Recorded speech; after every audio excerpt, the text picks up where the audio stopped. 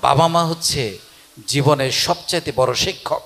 সে যদি পড়ালেখা নাও জানে, সে এটা জানে তার ছেলে মেয়েকে শিক্ষিত করতে হবে, তাহলে তার থেকে বড় শিক্ষক আর কি হইতে পারে। এবং এই নিঃস্বার্থ ভালোবাসা, পৃথিবীতে একটা মাত্র সম্পর্ক আছে নিঃস্বার্থ ভালোবাসার, সেটা হচ্ছে বাবা মার ভালোবাসা। বাবা মাকে ভালোবাসবেন, তারাই ভাগ্যবান যারা বাবা মার সেবা করার সুযোগ পাচ্ছেন। তার চেয়ে দুর্ভাগা আর কেউ নাই যে বাবা মাকে দেখে না।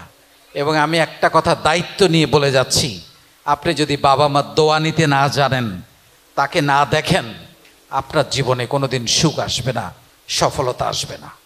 সো বাবা মাকে ভালোবাসেন, তাদেরকে জড়িয়ে ধরেন। এই জড়িয়ে ধরলে আপনার মধ্যে একটা তরঙ্গ পেয়ে যাবে, একটা একটা একটা অনুভূতি তৈরি হবে, যে অনুভূতি আপনাকে সাহস দিবে, শক্তি দিবে, এগিয়ে যাওয়ার জন্য দোয়া দিবে। একই সঙ্গে বাবা মার ভেতরে আপনার প্রতি একটা ভালোবাসা, একটা অন্যরকম দোয়া তৈরি হবে।